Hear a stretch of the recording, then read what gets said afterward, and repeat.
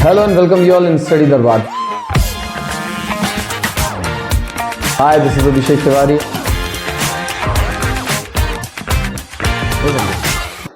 So today we are going to discuss some of the most important question. Those are expected to come in your examination, जो कि कल है, ठीक है? तो कल तुम्हारा साइंस का पेपर है. In that particular chapter, her chapter से I am going to give you some of the topics. अगर आपने सब पढ़ लिया है, then it's very good. आज अगर आप क्विक रिवीजन करेंगे तो do not these particular topics. In topics को आपको सबसे पहले रिवाइज करना है, ठीक है? तो फर्स्ट चैप्टर जिसका नाम है chemical equation and chemical reaction and equation, ठीक है? इन दैट पर्टिकुलर चैप्टर कभी भी क्वेश्चन नहीं आएगा what do you mean by chemical reaction या what do you mean by chemical equation. आपसे सिंपली जो क्वेश्चन आएंगे सबसे पहले टाइप्स ऑफ केमिकल रिएक्शन. तो types of chemical reaction 4 type की होती है, आप पहले ही पढ़ चुके हो, मैंने इस पर वीडियो ही बनाया.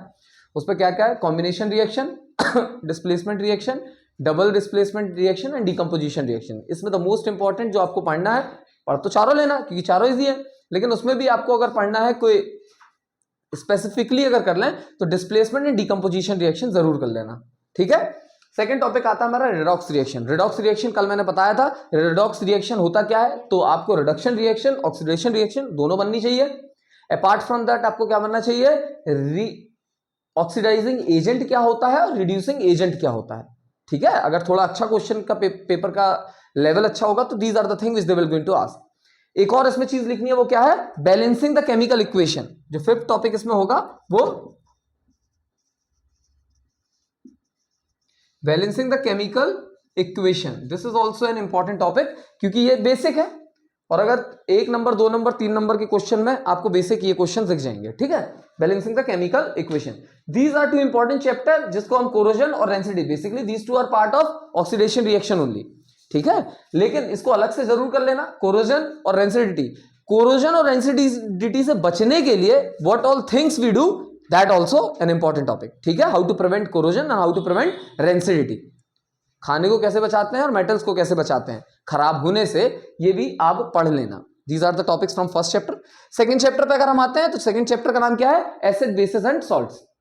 एसिड बेसिस एंड सॉल्ट सबसे पहले आपको पता होना चाहिए what are the natural indicators. NCERT के अलावा कोई बुक अब पढ़ने की जरूरत नहीं है. आखिरी दिन बचा है, वैसे तो पढ़ने की जरूरत होती नहीं है आखिरी दिन, लेकिन फिर भी अगर कोई क्विक रिवीजन करना चाह रहा है तो एनसीईआरटी के अलावा कोई और बुक टच भी मत करना, ठीक है? तो आपको इस चैप्टर से क्या पढ़ना है? Natural indicator. नेचुरल इंडिकेटर कहां दिया? एसिड बेसिस सॉल्ट्स का चैप्टर खोलोगे और फर्स्ट पेज में ही आपको 3 इंडिकेटर्स के बारे में दिया है, वो नेचुरल इंडिकेटर्स है, जिससे हमको पता चलता है क्या कि whatever is the substance, whatever is the chemical, वो एसिड है नेचर है उसका या बेसिक नेचर है. समझ आ रहा? तो ये आपको बनना चाहिए. दूसरा power of hydrogen. Power of hydrogen से मतलब क्या होता है? पीएच, ठीक है? तो ये आपको पता होना चाहिए. जितना ज्यादा OH बढ़ेगा उतना ज्यादा बेसिक नेचर बढ़ेगा, जितना ज्यादा H बढ़ेगा उतना ज्यादा एसिडिक नेचर बढ़ेगा. समझ में आ रहा है? ये स्केल दिया हुआ एनसीईआरटी में, वो पढ़ लेना. This is an important topic. Next आता है family of salts. Family of salts में आपने देखा होगा ब्लीचिंग पाउडर, वॉशिंग पाउडर, ठीक है? Plaster of Paris is an important question, ठीक है? ये सारी चीजें आती हैं. इसमें आता क्या है? पहले तो रिएक्शन अगर पूछ ली, लेकिन रिएक्शन ज्यादा इंपॉर्टेंट है, उसका chemical formula and the uses, ये इंपॉर्टेंट है, ठीक है? क्या पूछेगा? यूजेस पूछेगा और उसका केमिकल रिएक्शन पूछेगा. समझ में आ गया क्या पूछ रहा हूं? These are the 2 chapters. इन 2 चैप्टर से हमको ये चीजें करनी है. ना थर्ड चैप्टर पे आते हैं. Now the chapter 3 metals and non metal. Chapter बहुत इजी है.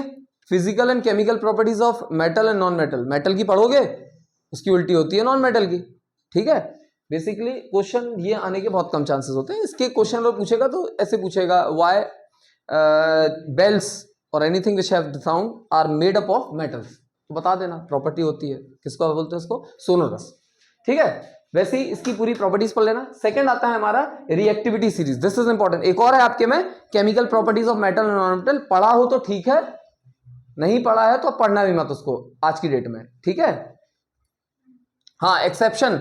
आप इसमें एक्सेप्शन भी देख लेना. मेटल नॉन मेटल में देयर आर सर्टेन एक्सेप्शंस. जैसे बताया रूम टेम्परेचर में मर्क्यूरी जो होता है इट्स लिक्विड, वैसे ही और भी होते हैं, वो पढ़ लेना. Page number 2 of NCERT, it's given to you, ठीक है?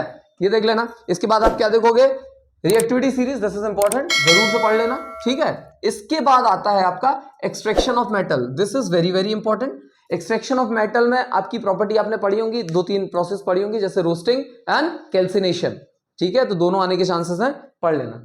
उसके बाद आता है हमारा इलेक्ट्रोलाइटिक रिफाइनिंग। इलेक्ट्रोलाइटिक रिफाइनिंग मतलब इलेक्ट्रोलिसिस से बात कर रहा है, तो इलेक्ट्रोलिसिस पूरी प्रोसेस पढ़ देना, अगर आता है तो ये आ सकता है। रिफाइनिंग ऑफ मेटल्स में आता है क्वेश्चन, ठीक है। तो these are the important topics from metals and non metal. Now next comes the carbon and its compound, is the most important chapter as far as your this class and chemistry is related. And apart from that अगले साल जब आप आओगे ना 11th में, और अगर math science लेते हो या बायो लेते हो, तो केमिस्ट्री में बेसिक आपका यही है जब हम ऑर्गेनिक केमिस्ट्री पढ़ते हैं, ठीक है।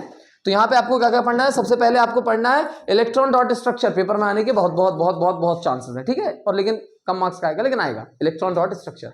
सेकंड जो इंपॉर्टेंट टॉपिक है that's allotrope of carbon. Allotrope of carbon आपने पढ़े हैं, ग्रेफाइट डायमंड एंड बकमिंस्टर फुलरेन, जिसको हम C60 भी कहते हैं, ठीक है, ये पढ़ लेना। उनका केमिकल फॉर्मूला नहीं होता, उसका केमिकल स्ट्रक्चर और उसमें क्या क्या प्रॉपर्टीज होती है वो जरूर से पढ़ लेना, ठीक है।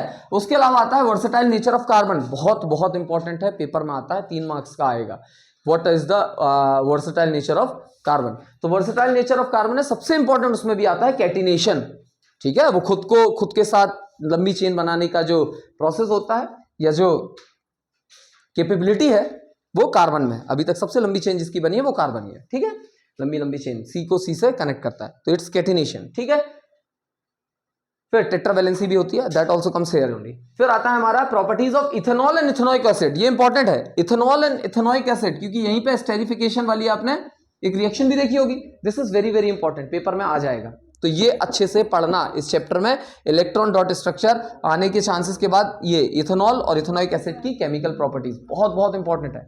इसमें मैंने एक चीज आपको लिखा नहीं है, फंक्शनल ग्रुप वाला, ठीक है, और नॉमेनक्लेचर बेसिक है, इजी, एक बार रीड कर लेना, बनता है तो ठीक है, लेकिन आज की डेट में अगर कोई सोच रहा है कि मैं आज पढ़ूं उसको, तो no need to study this thing, ठीक है, लेकिन आपने पढ़ा है तो एक बार रिवाइज कर लेना उसको, ऊपर से पढ़ लेना, ये बहुत इंपॉर्टेंट क्वेश्चन है। And the most important is micelle soap formation, जब भी साबुन बनती है तो उसमें मिशेल क्या होता है, हाइड्रोफिलिक हाइड्रोफोबिक एलिमेंट्स क्या क्या है, वो सारी चीज पढ़ाना है, ठीक है, तो ये याद से बना लेना, इसका डायग्राम भी आपसे बनना चाहिए, इंपॉर्टेंट है, ठीक है।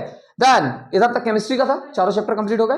5वां चैप्टर हमारा आता है लाइफ प्रोसेसेस। लाइफ प्रोसेसेस में कुछ ही टॉपिक है जो बहुत इंपॉर्टेंट, फोटोसिंथेसिस। फोटोसिंथेसिस क्या होती है, बचपन से पढ़ते आ रहे हो। केमिकल इक्वेशन जो है वो पढ़ लेना कि केमिकल इक्वेशन होती क्या है, ये आ सकती है।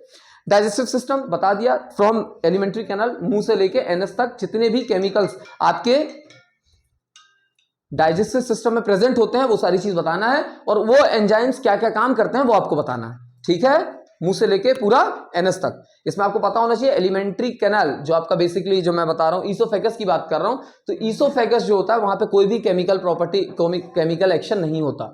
It is the only pathway from mouth to anus, कहीं पर भी जहां केमिकल रिएक्शन नहीं होती वो क्या है आपका ईसोफेगस, ठीक है, जिसको आप क्या बोलते हो, फूड पाइप भी कहते हो। समझ आ रहा है, पढ़ लेना, इंपॉर्टेंट है। Next, breakdown of glucose by various pathway, important है ये भी, मतलब क्या है इसका, ग्लूकोज पायरुवेट में कन्वर्ट होता है, फिर पायरुवेट के बाद आपने पढ़ा होगा 3 स्टेजेस, सबसे पहले east in absence of oxygen, फिर आता है हमारा क्या, फिर आता है हमारा मसल्स लैक ऑफ ऑक्सीजन, फिर हमारा क्या आता है mitochondria in presence of oxygen, सबसे इंपॉर्टेंट वो है। एनर्जी जो होती है वो किसके फॉर्म में होती है, एटीपी, तो यहां पे आप एटीपी क्या होता है वो भी पता होना चाहिए, समझ में आ रहा है। फिर आता है हमारा ह्यूमन हार्ट, इंपॉर्टेंट है, और दूसरा excretory system that is kidney, इन दोनों में से एक तो आएगा ही, या तो ह्यूमन हार्ट या तो एक्सक्रीटरी सिस्टम, दोनों के डायग्राम आपसे बनने चाहिए। डायग्राम ऐसा बनना चाहिए कि सामने वाले को समझ में आए। आपका आर्ट एंड क्राफ्ट का पेपर नहीं है कि आपका डायग्राम बहुत सुंदर एकदम ऐसा हो, नहीं, आपका ऐसा होना चाहिए कि आप वो उससे चीजें समझा पाओ, समझ आ रहा है, अर्थ निकलना चाहिए उसका, दैट्स इट। क्योंकि डायग्राम बहुत अच्छा ही बना लोगे तो ऐसा नहीं है कि आपको फुल मार्क्स मिल जाएंगे, समझ आ रहा है। And whenever we are making diagram, जब भी हम कोई भी डायग्राम बनाते हैं, फ्लो चार्ट बनाते हैं, उसके बाद नीचे उसका एक्सप्लेनेशन लिखना बहुत जरूरी होता है, समझ आ रहा है, क्योंकि डायग्राम बनाने बस से नंबर नहीं मिलते। अगर आपको लिखा भी है ना कि सिर्फ डायग्राम बनाओ, तो आप उसके नीचे एक्सप्लेनेशन जरूर लिखें कि कहां से क्या हो रहा है, चारों चैम्बर में क्या होता है, वेन्स का काम क्या होता है, आर्टरीज का काम क्या होता है, पल्मोनरी आर्टरी क्या होता है, पल्मोनरी वेन क्या होता है, ये सारी चीजें आपको पता होनी चाहिए, ठीक है। तो हमारा केमिस्ट्री खत्म हो गया था, हमने बायो का एक चैप्टर देख लिया था, बायो के बचे हुए चैप्टर, सेकंड चैप्टर है control and coordination. The 2 chapter which are very very important, out of which एक क्वेश्चन श्योर शॉट आएगा, one is human brain and second is hormones in animal, this is very important. एक तो आप human brain बना आ जाएगा, उसमें different parts के बारे में पूछ लेगा, functions of the parts, mid brain, head brain, इन सारी चीज के बारे में। Apart from that the important is hormones in animal, ये बहुत बहुत इंपॉर्टेंट है बच्चे, ठीक है, जरूर से पढ़ लेना है क्वेश्चन, अगर नहीं पढ़ा है तो ये जरूर पढ़ ले। इसके अलावा है उसमें बहुत कुछ, रिफ्लेक्स सेक्शन एंड ऑल, वो सब पढ़ने की अभी जरूरत नहीं है आज की डेट में, ठीक है, पहले पढ़ा है तो इट्स रियली गुड। नेक्स्ट हमारा आता है रिप्रोडक्शन। रिप्रोडक्शन चैप्टर में आपके इंपॉर्टेंट क्या है, तो ए सेक्सुअल रिप्रोडक्शन में क्या आता है, वेजिटेटिव प्रोपगेशन, इसके अलावा आपने फिजन वो सब तो पता होगा, फ्रिजन, रीजनरेशन, फ्रेगमेंटेशन, ये सारी चीजें क्या होती हैं उसको एक बार रीड कर लेना। Vegetative propagation is important in sexual reproduction. Then comes the sexual reproduction, तो सेक्सुअल रिप्रोडक्शन पहले आता है प्लांट्स में, फिर आता है ह्यूमंस में। जब प्लांट्स में पढ़ेंगे तो फ्लावरिंग प्लांट जो होता है ना, sexual reproduction in flowering plant हर साल आता है। स्टिग्मा वाला जो पोलन ग्रेन ट्रांसफर होते हैं, वो जो डायग्राम है विद द प्रोसेस पढ़ लेना अच्छे से। सेकंड आता है फीमेल रिप्रोडक्टिव ऑर्गन, देखो दो ऑर्गन होते हैं, female reproductive and male reproductive organ. ज्यादातर चांसेस जिसके आने के हैं कल के पेपर में वो है फीमेल रिप्रोडक्टिव ऑर्गन, जरूर से पढ़ लेना बेटा। फिर आपको मेंस्ट्रुअल साइकिल के बारे में आ सकता है क्वेश्चन, तो मेंस्ट्रुएशन क्या होता है, मेंस्ट्रुअल साइकिल कैसे, क्या, कब, कितने, मतलब what is the time period, किस गैप में वो होता है, ये सारी चीजें आप कर लेना। Next the important thing is reproductive health, this is important. Reproductive health में ही आपका आएगा एसटीडी, सेक्सुअली ट्रांसमिटेड डिजीज, तो ये टॉपिक्स किसके थे, रिप्रोडक्शन के, इंपॉर्टेंट है। जैसे मैंने बताया था बाकी चैप्टर्स में, केमिस्ट्री में बताया था carbon and compound is important, यहां पे कौन सा chapter is important, is reproduction, और दूसरा कौन सा, लाइफ प्रोसेसेस, ठीक है। नेक्स्ट हमारा आता है हेरिडिटी। हेरिडिटी में गिनती के दो टॉपिक तो है ना, हेरिडिटी बस है, एवोल्यूशन तो हट गया है। तो हेरिडिटी में दो क्वेश्चन जो आपके श्योर शॉट आएंगे, पहला क्वेश्चन है inheritance of trait, short plant, short toll, toll toll, वो सारी चीजें। एंड सेकंड आएगा sex determination, this is important, sex determination आने के पूरे पूरे चांसेस हैं, समझ आ रहा है। नेक्स्ट हमारा आता है लाइट। लाइट का मैंने अलग से वीडियो बनाया है, दो पार्ट में लाइट का वीडियो बना है, एक रिफ्लेक्शन का, एक रिफ्रैक्शन का, देखना हो तो वो देख सकते हैं, अगर नहीं देखा है। अपार्ट फ्रॉम दैट, अगर आपके पास इतना समय नहीं है तो इसमें लाइट में पूरा चैप्टर बेसिकली इंपॉर्टेंट, इसमें कोई इंपॉर्टेंट टॉपिक ऐसे अलग से नहीं है, बिकॉज इसमें आ जाते हैं न्यूमेरिकल्स। तो न्यूमेरिकल तो श्योर शॉट आएगा, एक लाइट से, एक इलेक्ट्रिसिटी से, ठीक है, मिनिमम एक एक तो आएंगे ही। अब जिससे बनता है तो उसको अच्छी किस्मत लगेगी, अगर ज्यादा आ गए तो, जिससे नहीं बनता एक ही आएगा तो बुरा लगेगा, है ना, लेकिन एक तो आएगा दोनों से।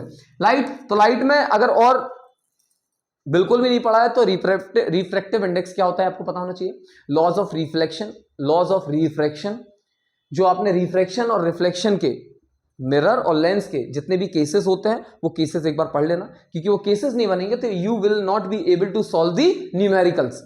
उसके बाद आपको मिरर फॉर्मूला, लेंस फॉर्मूला पता होना चाहिए, एंड द इंपॉर्टेंट थिंग जो अलग से आ सकता है वो है power of lens, this is important, ठीक है। अगर थ्योरी की बात करें तो पावर ऑफ लेंस भी इंपॉर्टेंट है, डायोप्टर इसकी यूनिट होती है, तो ये पढ़ लेना एक बार। फिर आता है इलेक्ट्रिसिटी। इलेक्ट्रिसिटी पूरा चैप्टर इंपॉर्टेंट है, चैप्टर इंपॉर्टेंट से मतलब है क्या, न्यूमेरिकल आएगा, ठीक है। उसमें आपको बनना चाहिए सीरीज, उसमें आपको बनना चाहिए पैरेलल कनेक्शन। केमिस्ट्री फिजिक्स के हमने लगभग पूरे वीडियोस बनाए हैं, तो एक बार वो वीडियोस भी आप देख सकते हो, ठीक है। फिर से तो इलेक्ट्रिसिटी में आपको क्या बनना चाहिए, parallel connection of resistors, series connection of resistors. इसमें जो इंपॉर्टेंट एक और चीज है वो क्या है, आप देखेंगे रेजिस्टिविटी ऑफ द कंडक्टर किन किन चीजों पे डिपेंड करती है, या रेजिस्टेंस किन किन चीजों पे डिपेंड करता है, लेंथ, क्रॉस सेक्शनल एरिया, ठीक है, रेजिस्टिविटी पे नहीं करती, मेटल पे डिपेंड करती है कि कौन सा मेटल है, क्योंकि resistivity of each and every metal is constant, मतलब अलग अलग मेटल की दी होती है कितनी रेजिस्टिविटी, वो ऊपर नीचे नहीं होती, ठीक है, समझ आ रहा है। फिर हमारा आता है magnetism, that is magnetic effect of electric current, important है।